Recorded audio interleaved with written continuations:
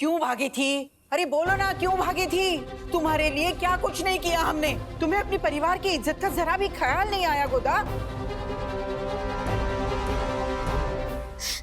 वो एक्चुअली मैं ऐसे जल्दी जल्दी में शादी नहीं करना चाहती थी। मैं धूमधाम से शादी करना चाहती हूँ। मुझे लगा कि आप लोग मेरी ऐसे ही शादी करवा दोगे, और मुझे ये भी अच्छा नहीं लगा कि वो लोग ने पहले कल्याणी ताई को पसंद किया और जैसे ही वो एक्सीडेंट हुआ मुझसे शादी की बात कर दी। मैं किसी की सेकंड चॉइस नहीं बनना चाहती हूँ।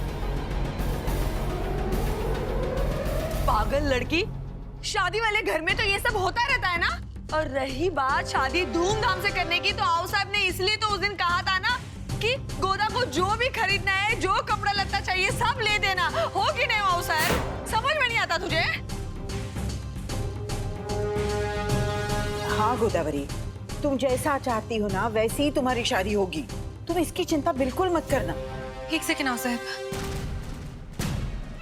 गोदा, देखो, क्या कोई और रीजन है जिस वजह से तुम विक्रम से शादी नहीं करना चाहती?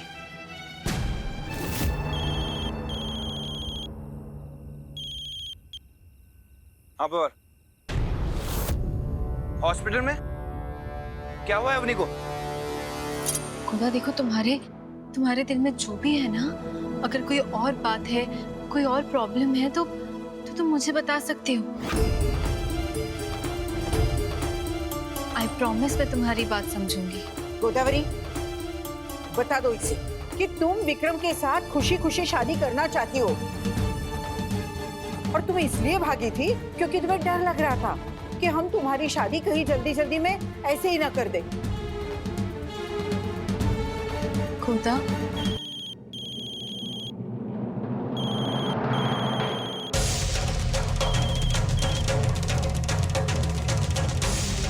हेलो विक्रम,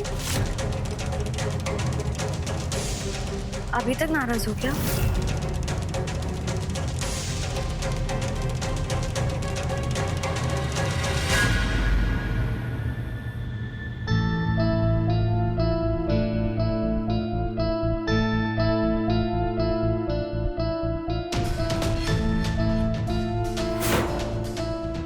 सर, आपके जाते ही अवनी मैडम की तबीयत ज्यादा खराब हो गई थी सर। हाँ, तो अच्छा हुआ कि इन्होंने हमारी मिसेस को फोन कर दिया सर, और इन्हें लेकर हॉस्पिटल आ गई। सर, वो कह रही थी कि रास्ते में बेहोश भी हो गई थी। डॉक्टर का कहना है कि मानसिक तनाव की वजह से पैनिक अटैक आया था सर।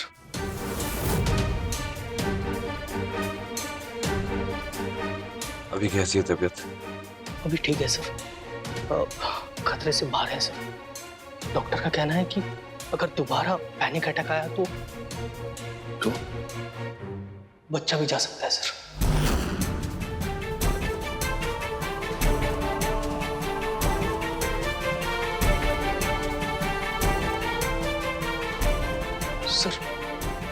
सर वो हॉस्पिटल के वार्ड बॉय का, उसका पता लगाने की कोशिश कर रहा हूँ सर। पता नहीं क्यों वो अचानक से छुट्टी लेकर गांव चला गया सर। लेकिन सर, हम पूरी कोशिश कर रहे हैं सर। बाबा, उसे ढूंढ निकालेंगे सर। बाबा, कोशिश नहीं करनी है, ढूंढना है उसे। आई समझ में? जी sir, sure sir. Take care sir. सुनो, थैंक यू, और अपनी वाइफ को भी थैंक यू बोल देना।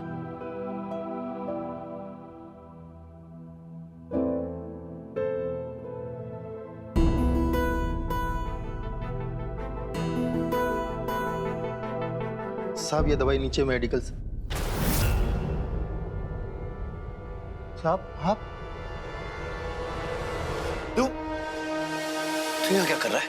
वहां से तो ये बोल के भागा था कि तू गाँव जा रहा है। वहां से तो नौकरी से निकाल दिया ना। हॉस्पिटल के मैनेजर ने बताया था कि आपने मेरी कंप्लेंट की है। क्या साहब, मैंने तो आपकी मदद की थी ना, और आपने मेरी ही कंप्लेंट कर दी। मैं क्यों तुझे नौकरी से निकलवाऊंगा? अच्छा, मैं जानता हूँ किसकी हरकत है ये, तो फिक्र मत कर। तुझे यहाँ से नौकरी से कोई नहीं निकालेगा। मैं हूँ यहाँ पे, घबराने की कोई बात नहीं है। तुझे मेरा बस छोटा सा काम करना होगा। अहिल्या देशमुख को पहचानना होगा। नहीं साहब, मेरी पहले ही नौकरी जा चुकी है आपकी से। मैं हूं ना यहाँ पे, फिक्र मत कर।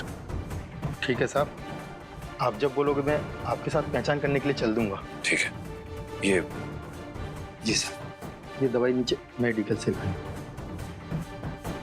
मैं ये दवाई लेकर आ रहा हूँ, मेरे एक आदमी यहाँ रहेगा।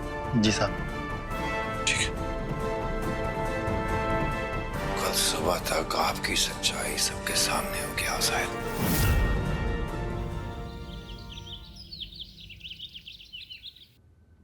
अरे अनुप्रिया, पता है हमने ना अभी विक्रम से बात की, वो इतना गुस्से में था, इतना गुस्से में था। हाँ, वो मल्हार ने ना विक्रम के साथ झगड़ा करके अपनी कब्र खोद ली। और नहीं तो क्या, हमें तो डर लग रहा है, पता नहीं विक्रम अब मल्हार के साथ क्या करेगा। पवार, वार्ड बॉय मिल गया, हॉस्पिटल पहुंचो जल्दी। हाँ, मैं भी पहुंच रहा हूँ, जल्दी पहुंचो। हमें तो मल्हार की बीवी की चिंता बहुत हो रही है। अरे कितनी छोटी सी उम्र की है वो। हाँ, अगर मल्हार के साथ कुछ बुरा हुआ तो उस बेचारी का क्या होगा?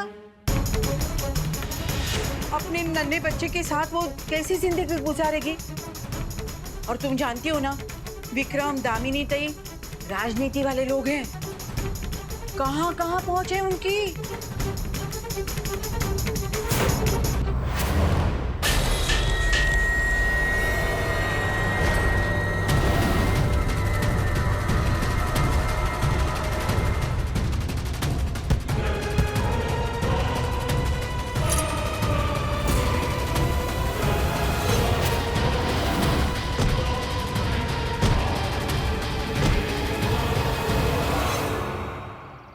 अब मैं भी देखता हूँ कल्याणी कैसे सहोगी ये बदनामी।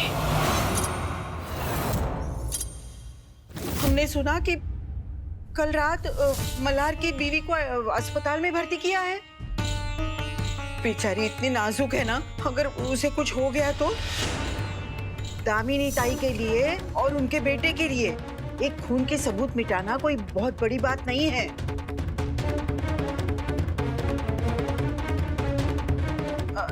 एक काम करते हैं, हम कहीं और जाते हैं। अगर कल्याणी ने हमारी बातें सुन ली तो चलो चलो। अरे अगर हमारी बातें सुनकर वो मल्हार से मिलने चली गई तो उसकी भी जान खतरे में पड़ जाएगी ना।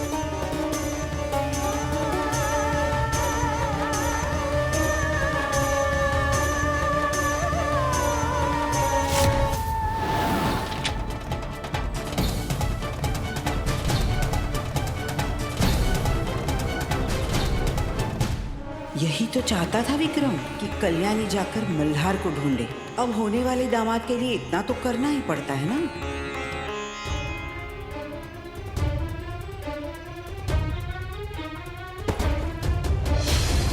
ये कैसी आवाज थी साहब? आवाज कहाँ? बिल्ली भाग गई होगी। मियाँ साहब, मैं देख लेती हूँ। हाँ, अरे रुको,